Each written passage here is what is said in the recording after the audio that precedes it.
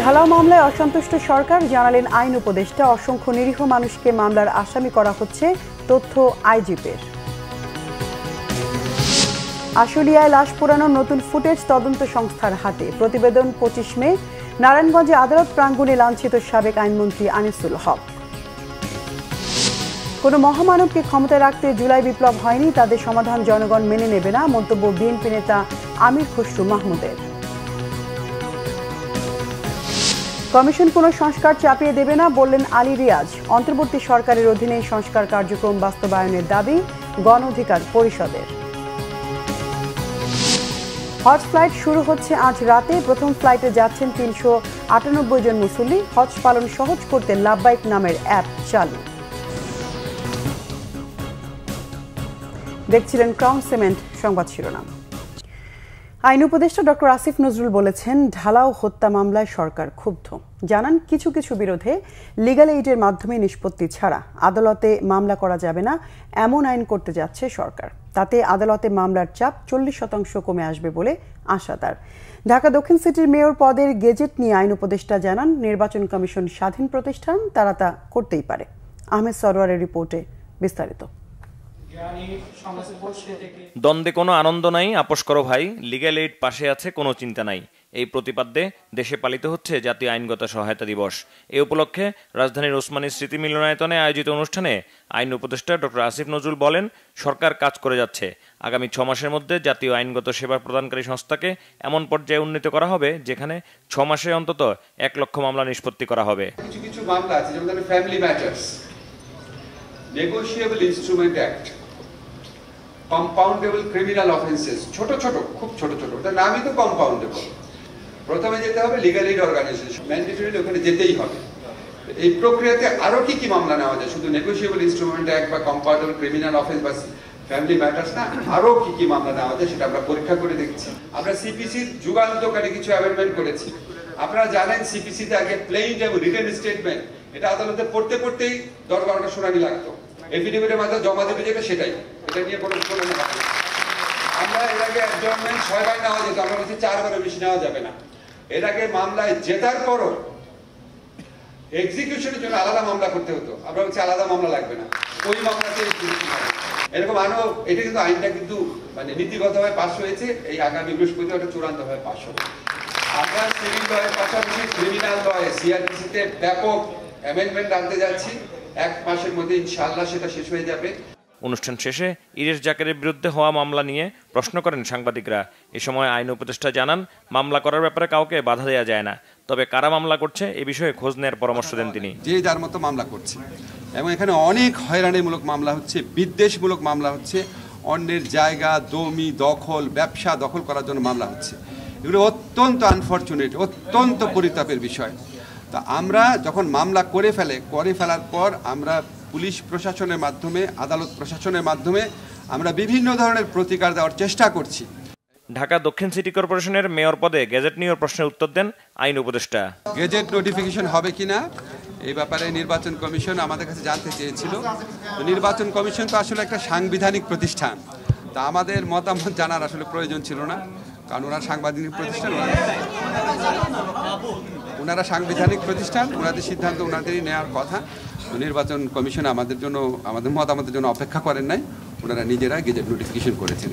আসিয়া হত্যা মামলায় বিচার কাজ গত বুধবার থেকে শুরু হয়েছে জানিয়ে আইন উপদেষ্টা বলেন, সর্বোচ্চ গুরুত্ব দিয়ে মামলাটি বিচার চলছে। আহমেদ সরওয়ার, বাংলা ভিশন, ঢাকা। নিরীহ লোককে মামলা দিয়ে হয়রানি করা যাবে না, এজন্য 5 আগস্ট পরবর্তী সময়ে করা মামলাগুলো যথাযথভাবে তদন্ত করার কথা বলেন। পুলিশের প্রতি মানুষের আস্থা না ফেরার কারণেই মবের ঘটনা ঘটছে বলে মনে করেন আইজিপি। জানান, পলাতক পুলিশ সদস্যদের ফেরাতে ইন্টারপোলের সহযোগিতাও চাওয়া হবে। Report SM ফয়েজের। আমার পুলিশ আমার দেশ, বৈষম্যহীন বাংলাদেশ, এই স্লোগানকে সামনে রেখে মঙ্গলবার থেকে শুরু হচ্ছে 3 দিনব্যাপী পুলিশ সপ্তাহ। ফরেন সার্ভিস একাডেমিতে সংবাদ সম্মেলনে পুলিশ সপ্তাহের বিস্তারিত তুলে ধরা হয়। পুলিশের মহাপরিদর্শক বলেন, 5 আগস্টের পর একটি মহল হয়রানির উদ্দেশ্যে মূল আসামিদের সঙ্গে অসংখ্য নিরীহ মানুষকে মামলার আসামি করছে। অনেকে ওই অসৎ উদ্দেশ্যে মানুষের কাছ থেকে অর্থ আদায়ের জন্য, হ্যারাস করার জন্য, ভয় দেখানোর জন্য অপরাধটা হয়তো করেছেন 5 জন কি 10 জন, ওখানে আরও 300 লোকের নাম দিয়ে মামলা দায়ের হচ্ছে এবং গতকালও একটা হয়েছে। তদন্তে শুধুমাত্র যার বিরুদ্ধে দায় ভাগ পাওয়া যাবে তার বেলাতেই আমরা ওয়ারেন্ট অফ অ্যারেস্ট চাইব, তাকেই আমরা শুধু গ্রেফতারের কার্যক্রম করব, তার বেলায় নিব। মামলাটা মিথ্যা না, মামলাটা সত্যই, কিন্তু অতিরিক্ত আসামির সংখ্যা বাড়িয়ে দেওয়া, এই জায়গাটা আমরা বন্ধ করতে পারছি না। আমাদের উপরে আস্থাটা যদি পরিপূর্ণভাবে চলে আসতো হয়তোবা, তখন হয়তো তারা আর এটা নিত না। তো আমরা চেষ্টা করছি ওইটাই করার জন্য, যে so that they can rely on us, আসলে যে না, এটা তো পুলিশই করবে। পুলিশ সদস্যদের মনোবল ও জনসেবা বাড়াতে কাজ চলছে বলে জানান আইজিপি। বলেন, পলাতক পুলিশ সদস্যদের দেশে ফেরাতে চাওয়া হবে ইন্টারপোলের সহায়তা। কথা বলেন পুলিশ সংস্কার নিয়েও।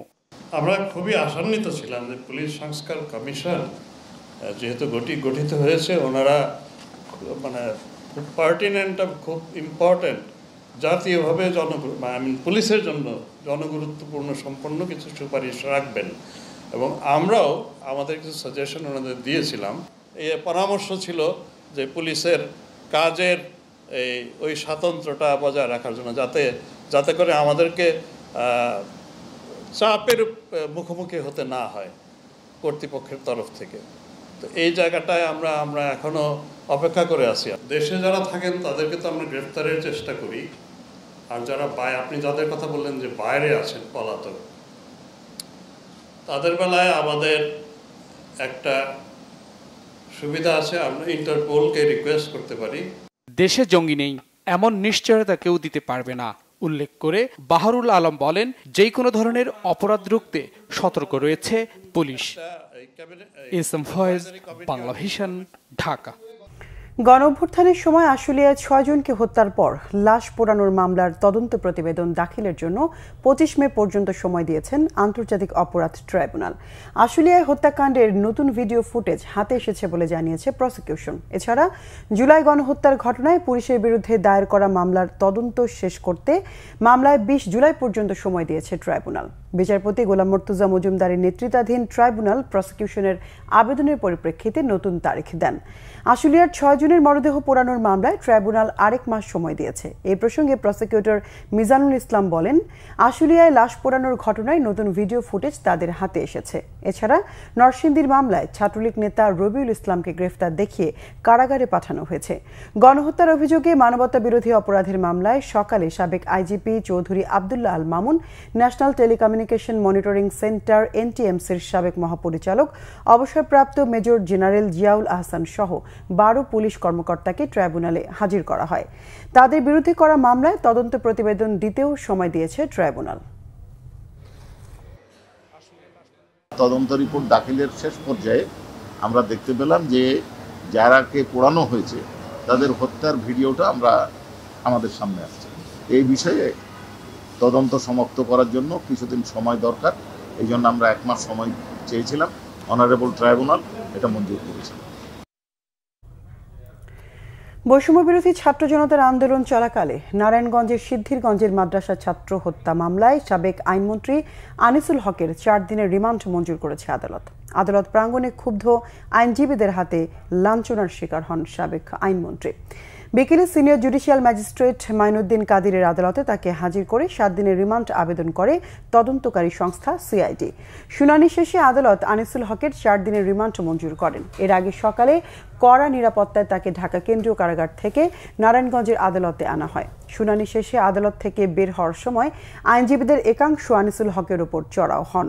এ সময় পুলিশি নিরাপত্তায় তাকে কারাগারে নিয়ে যাওয়া হয়। পুলিশ জানায় 5 আগস্ট সিদ্ধিরগঞ্জের শিমরাইল এলাকায় ঢাকা চট্টগ্রাম মহাসড়কে গুলিবিদ্ধ হয়ে নিহত হন 19 বছর বয়সী হাফেজ সোলাইমান। এই ঘটনায় 22 আগস্ট সিদ্ধিরগঞ্জ থানায় সাবেক প্রধানমন্ত্রী শেখ হাসিনাকে প্রধান আসামি করে মামলা করেন নিহতের ভগ্নিপতি শামীম কবির। মামলায় ওবায়দুল কাদের, আসাদুজ্জামান খান কামাল, দীপু মনি, আনিসুল হক, জুনায়েদ আহমেদ পলককেও আসামি করা হয়।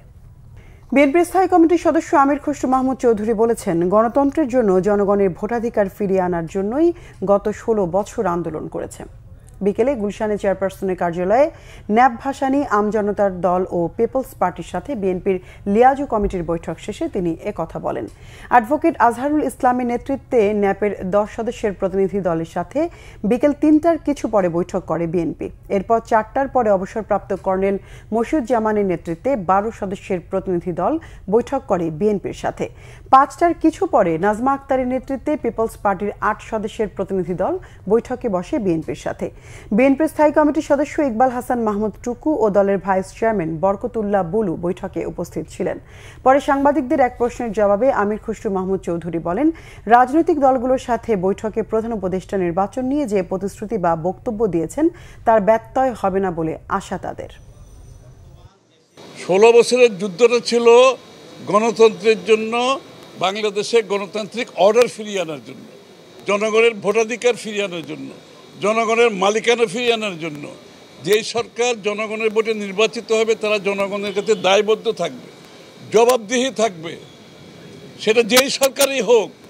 কোনো মহামানবকে বাংলাদেশের দায়িত্ব দেওয়ার জন্য বাংলাদেশের মানুষ নির্বাচনে, এই বাংলাদেশের মানুষ আন্দোলন সংগ্রাম করে নাই, ত্যাগ স্বীকার করে নাই। আর কোনো মহামানব কোনো দেশের গণতন্ত্রের সমাধান দেবে তার জন্য বাংলাদেশের জনগণকে অপেক্ষা করতে হবে, এটা বিশ্বাস করার কোনো কারণ নেই। চলমান সংস্কারে ব্যক্তি, দল, গোষ্ঠীর চেয়ে দেশকে গুরুত্ব দেওয়ার আহ্বান জানিয়েছেন গণ অধিকার পরিষদের প্রধান নুরুল হক নূর। আর বর্তমান অন্তর্বর্তী সরকারের অধীনেই সংস্কার কার্যক্রম বাস্তবায়নের দাবি তার। এদিকে কমিশন কোনো সংস্কার চাপিয়ে দেবে না বলে জানিয়েছেন জাতীয় ঐক্যমত্য কমিশনের সহসভাপতি অধ্যাপক আলী রিয়াজ। বলেছেন, জনগণের প্রত্যাশা পূরণে সব রাজনৈতিক দলের মতামতের ভিত্তিতেই কাঙ্ক্ষিত সংস্কার হবে। মহিবুল্লাহ মুহিবের রিপোর্টে বিস্তারিত। সংসদ ভবনের এলডি হলে সোমবার সকালে জাতীয় ঐক্যমত্য কমিশন বৈঠকে বসে গণ অধিকার পরিষদের সঙ্গে। নুরুল হক নূরের নেতৃত্বে গণ অধিকারের 9 সদস্যের প্রতিনিধি দল এতে অংশ নেয়।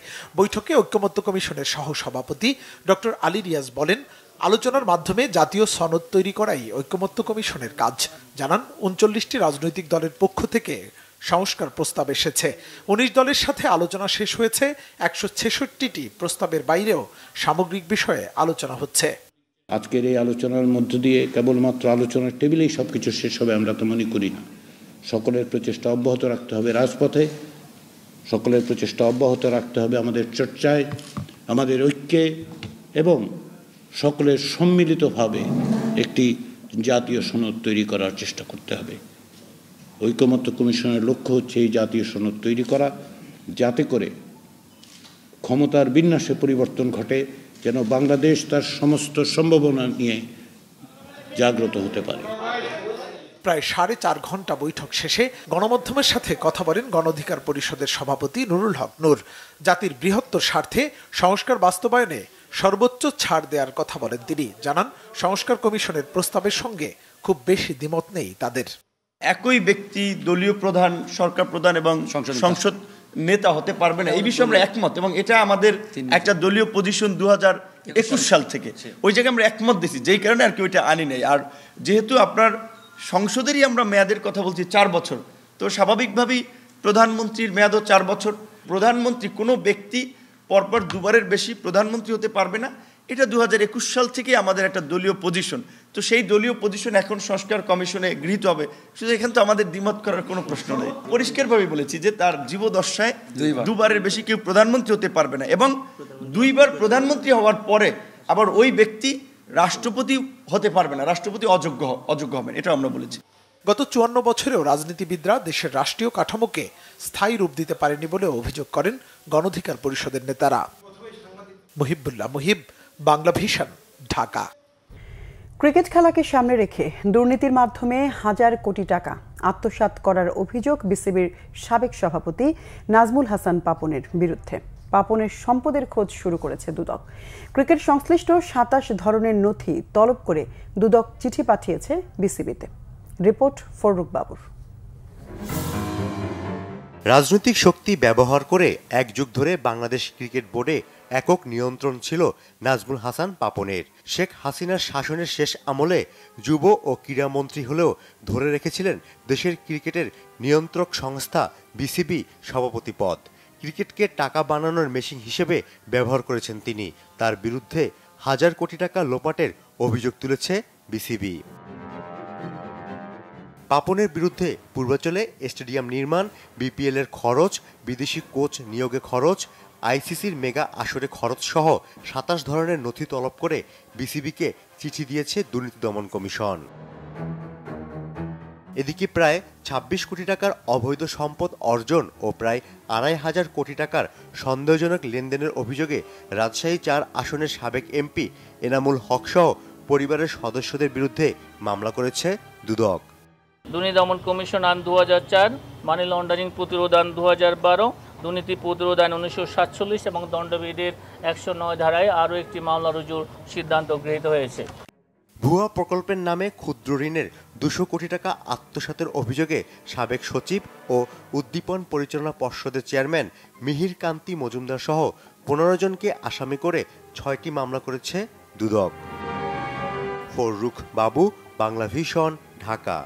হজযাত্রীদের সেবা সহজ করতে মোবাইল অ্যাপ লাব্বাইক উদ্বোধন করেছেন প্রধান উপদেষ্টা অধ্যাপক ডক্টর মোহাম্মদ ইউনূস। অ্যাপটি উদ্বোধন করে তিনি বলেন, হজযাত্রীরা যেন নির্বিঘ্নে ধর্মকর্ম পালন করতে পারেন, সেজন্য এই অ্যাপ বিরাট ভূমিকা রাখবে। সোমবার রাষ্ট্রীয় অতিথি ভবন যমুনায় সরকারি ব্যবস্থাপনায় প্রথমবারের মতো নির্মিত অ্যাপটি উদ্বোধন করে হজযাত্রীদের এই অ্যাপ ব্যবহারের আহ্বান জানান প্রধান উপদেষ্টা। ডক্টর ইউনূস বলেন, ধর্মকর্ম পালনে সহায়ক হওয়ায় এবং স্বাস্থ্য সেবা সহ নানা ফিচার থাকায় এই অ্যাপ হাজিদের একাগ্রচিত্তে হজ পালনে মস্ত বড় অবদান রাখবে। বলেন, হজ ব্যবস্থাপনায় যেসব দেশ আমাদের দেশের চেয়ে উন্নত তাদের কাছ থেকে অভিজ্ঞতা গ্রহণ এবং যেসব দেশ এই ধরনের ব্যবস্থা নেই সেসব দেশকে বিনামূল্যে অ্যাপটির কারিগরি দিক প্রদানের উদ্যোগ নেওয়া হবে। ভবিষ্যতে এই অ্যাপকে আরও সহজ এবং ত্রুটিমুক্ত করার পরামর্শ দেন প্রধান উপদেষ্টা। বলেন, এই অ্যাপ চালু হওয়ার হজযাত্রীদের ধর্মকর্ম পালন সহজতর করার পাশাপাশি সৌদি আরব গিয়ে চলাফেরা দুশ্চিন্তামুক্ত হবে। এই অ্যাপের পাশাপাশি হজ প্রিপেইড কার্ড ও হজ রোমিং প্যাকেজ সুবিধার উদ্বোধন করেন প্রধান উপদেষ্টা। আজ মধ্যরাত থেকে শুরু হচ্ছে হজ ফ্লাইট। ঢাকার আশকোনায় হজযাত্রীদের সাথে শুভেচ্ছা বিনিময় ও হজ ফ্লাইটের উদ্বোধন করেছেন ধর্ম উপদেষ্টা ডক্টর আফম খালিদ হোসেন। দর্শক, এই মুহূর্তে হজ ক্যাম্পে আছেন সহকর্মী শুভ মাহফুজ। সরাসরি যুক্ত হচ্ছে তার সাথে। শুভ, প্রথম হজ ফ্লাইটে কতজন যাত্রী আছেন এ সম্পর্কে আমাদেরকে বিস্তারিত জানাবেন। যারা আপনাকে আপনি যেমনটি বলছিলেন, আজকে রাত 2টা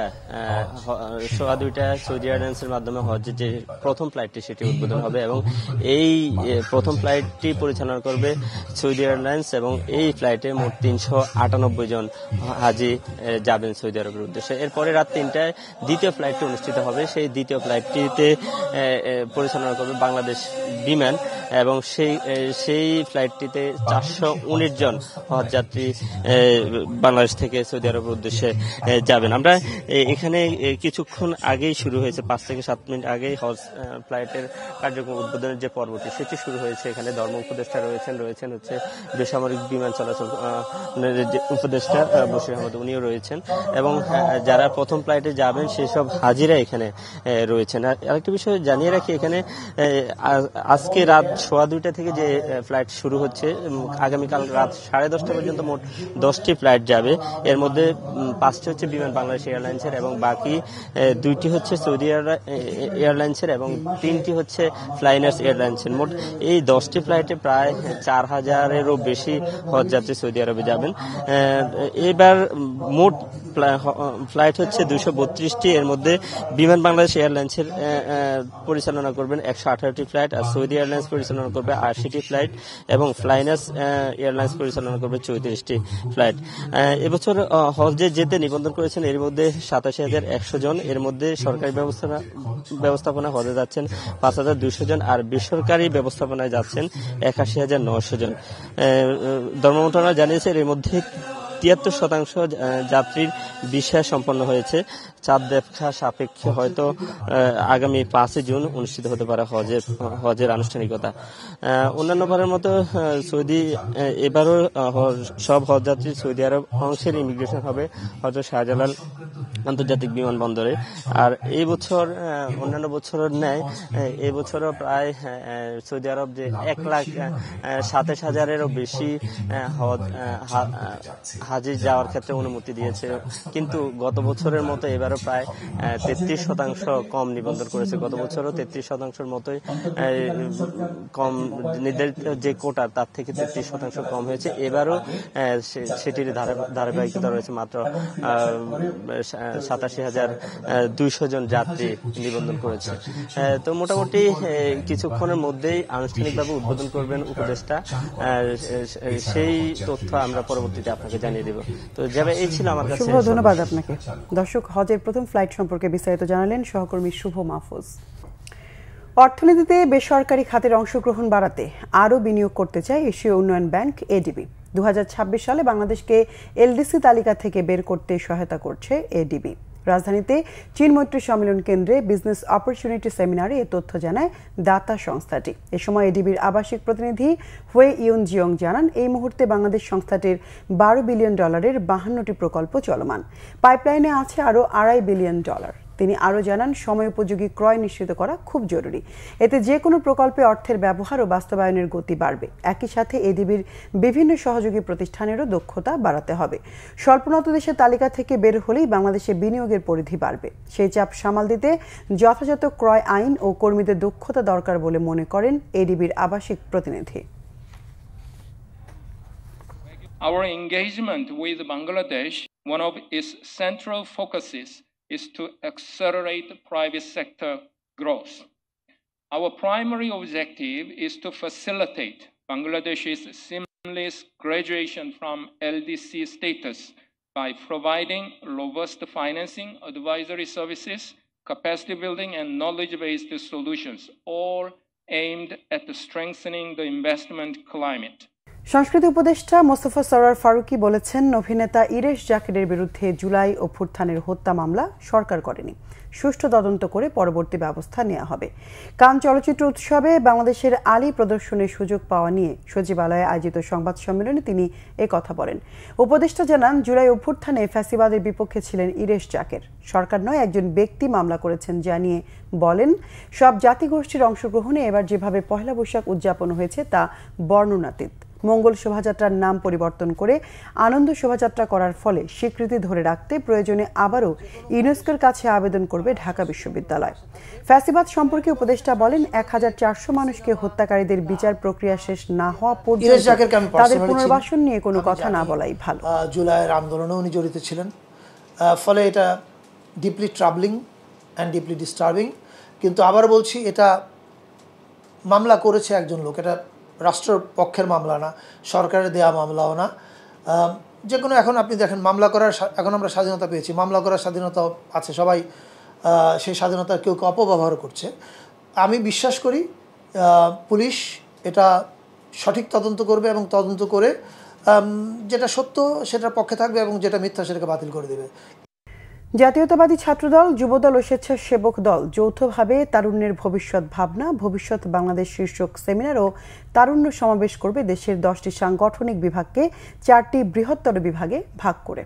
বিএনপির নয়াপল্টন কেন্দ্রীয় কার্যালয়ে সংবাদ সম্মেলনে এই কর্মসূচির বিস্তারিত জানান যুবদল সভাপতি আব্দুল মোনায়েম মুন্না। তিনি জানান, বিএনপির ভারপ্রাপ্ত চেয়ারম্যান তারেক রহমানের নির্দেশনায় যুবদল, ছাত্রদল ও স্বেচ্ছাসেবক দল জনসম্পৃক্ত কর্মসূচি বাস্তবায়ন করছে। এরই অংশ হিসেবে 9 থেকে 10 মে চট্টগ্রাম ও কুমিল্লা বিভাগে কর্মসংস্থান ও বহুমাত্রিক শিল্পায়ন নিয়ে সেমিনার ও সমাবেশ হবে।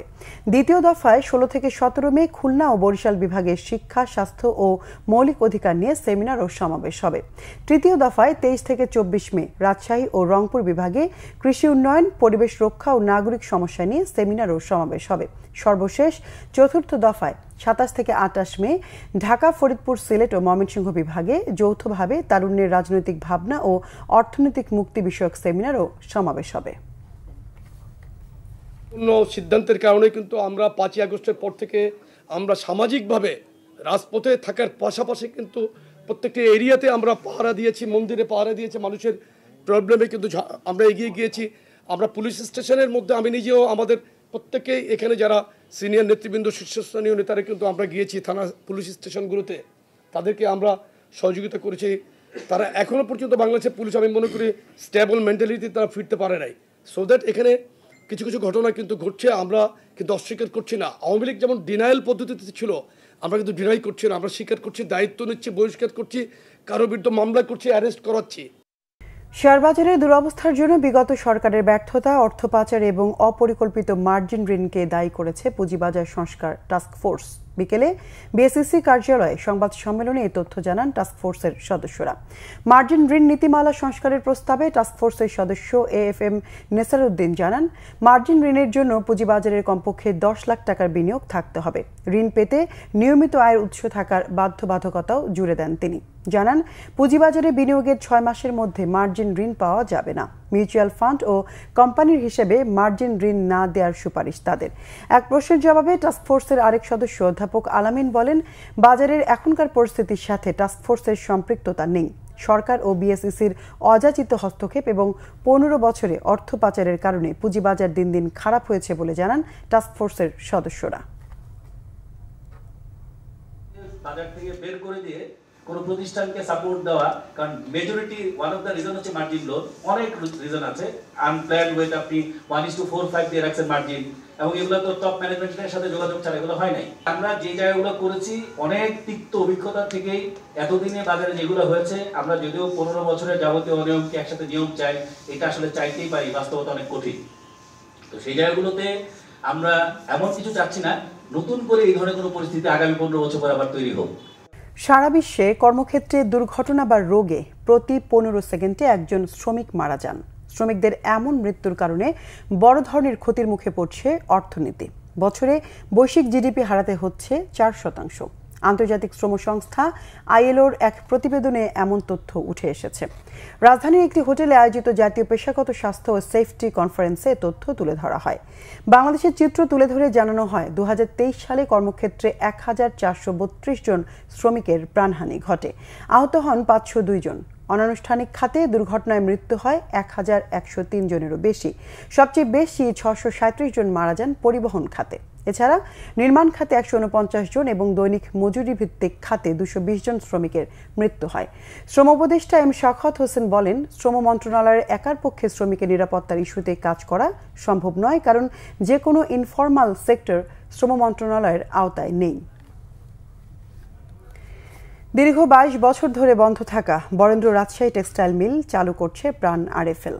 বাংলাদেশ টেক্সটাইল মিল কর্পোরেশন বিটিএমসির সঙ্গে প্রাইভেট পাবলিক পার্টনারশিপের পিপিপি আওতায় এই মিলটি চালু করা হচ্ছে। শুরু হয়েছে পরীক্ষামূলক উৎপাদন। প্রায় 26 একর আয়তনের এই কারখানাকে প্রাণ আরএফএল পরিণত করতে চায় উত্তরবঙ্গের সর্ববৃহৎ পরিবেশ বান্ধব শিল্প প্রতিষ্ঠানে। শতভাগ রপ্তানিমুখী এই কারখানায় তৈরি করা হবে বিভিন্ন ব্যাগ, জুতা ও তৈরি পোশাক। এছাড়া এখানে একটি আধুনিক কল সেন্টার প্রতিষ্ঠা করা হবে। 2 বছরের মধ্যে 12,000 মানুষের কর্মসংস্থানের লক্ষ্যে প্রায় 350 কোটি টাকার বিনিয়োগ পরিকল্পনা নেওয়া হয়েছে।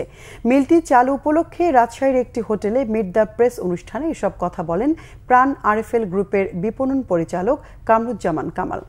গত বছরের অক্টোবরে চুক্তি স্বাক্ষরের পর ডিসেম্বরেই কারখানার দায়িত্ব বুঝে নেয় প্রাণ আরএফএল। দায়িত্ব বুঝে নেওয়ার 3 মাসের মাথায় কারখানায় পরীক্ষামূলক উৎপাদন কার্যক্রম শুরু হলো।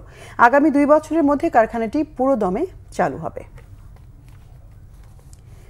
বেশি মুনাফার লোভ দেখিয়ে ঝালকাঠিতে গ্রাহকদের শত কোটি টাকা হাতিয়ে লাপাত্তা 15টি সমবায় সমিতি। সর্বস্ব হারিয়ে দিশেহারা আমানতকারীরা। জেলা সমবায় কার্যালয় থেকে নিবন্ধন নিয়ে এসব সমিতি চললেও দায় নিতে চান না এর কর্মকর্তারা। ঝালকাঠির প্রতিনিধি মোহাম্মদ মাসুদুল আলমের তথ্য ও ভিডিও চিত্রে ডেস্ক রিপোর্ট। গ্রাহকদের টাকা নিয়ে পালিয়েছে ঝালকাঠির সদর উপজেলার ডুমুরিয়া বাজারের শিকড় সঞ্চয় সমবায় সমিতি ও ঋণদান সমবায় সমিতির কর্মকর্তারা। হাতিয়ে নিয়েছে 4,000-এর বেশি গ্রাহকের অন্তত 25 কোটি টাকা। শুধু শিকড়ই নয়, একই বাজারে রয়েছে সারথী স্বদেশ এবং রূপসী বাংলা সঞ্চয় ও ঋণদান সমবায় সমিতি। তারা নিয়ে গেছে প্রায় 1.5 কোটি টাকা। এমনিভাবে পার্শ্ববর্তী ভীমরুলি বাজারের 7টি, 110 কাঠিতে 2টি, শহরের কলেজ মোড় ও পূর্ব চাঁদ কাঠিতে আরও একটি সমিতিও ঠকিয়েছে গ্রাহকদের। এখন তালা ঝুলছে এসব সমিতির অফিসে। আমার ব্যবসা এখন চলে না। আমাদেরও অনেক লক্ষ লক্ষ টাকা এখানে ঢুকে গেছে, আর ফিরিয়ে পাই না। এখন আমাদের ব্যবসা চলে না। জমি বিক্রি করছে, কেউ চাকরির টাকা পাইছে। এক লোকে শুনছি যে 17 না 18 লক্ষ টাকা রাখছে। রিটায়ার্ডে যে টাকাটা পাইছে সেই টাকাটা। আমার তো চাল দোকানদার, আমি চাটা বেশি এই টাকাগুলো জমা করে রাখছি, তারা মার দিয়ে চলিয়ে গেছে। আমাদের এলাকার প্রায় 100% মানুষ এই এনজিওতে টাকাগুলো রাখছে। কেউ 50 লাখ, 20 লাখ, 1 কোটি টাকাও রাখছে। আমি 6 বছরে যদি 36,000 টাকা রাখি তাহলে 72,000 টাকা পাবো। তাহলে এখানে মোটা আমাদের একটা ব্যবসা আছে, যেমন আমি দেখছি। আমার দাবি এদের শাস্তি দেওয়া এবং এদের টাকা আদায় করে জনসাধারণের বন্টন করা। ঝালকাঠিতে রয়েছে 491টি সমবায় প্রতিষ্ঠান। এগুলো 2-4টি নিয়মের মধ্যে থাকলেও বেশিরভাগই মানছে না কোনো সমবায় আইন। তারা জেলা সমবায় কার্যালয় থেকে নিবন্ধন নিয়ে পরিচালনা করছে ব্যাংকিং কার্যক্রম। বেশি মুনাফার লোভ দেখিয়ে নিচ্ছে ডিপিএস, স্থায়ী আমানত সহ দৈনিক, সাপ্তাহিক ও মাসিক সঞ্চয়। 2-3টা সমিতি তদন্ত করে দেখলাম যে সেখানে লোকদান কর্তৃপক্ষ যারা টাকা নিচ্ছে তারা পালাইছে, কিন্তু সাধারণ সদস্যরা সমিতি পরিচালনা করতেছে। গ্রাহকরা চাইলে মামলা নিয়ম নীতি মাইনা মামলাও করতে পারে। আমাদের সহযোগিতা অব্যাহত থাকবে। তদন্ত করে ব্যবস্থা নেওয়ার আশ্বাস দিয়েছেন সমবায় কর্মকর্তা। গ্রাহকরা প্রতারিত হয়েছে এবং আমাদের কাছে অভিযোগ আসছে, এবং যখন আমাদের কাছে অভিযোগ আসছে সাথে সাথে আমরা প্রয়োজনীয় ব্যবস্থা আমরা ইতিমধ্যে নিয়েছি।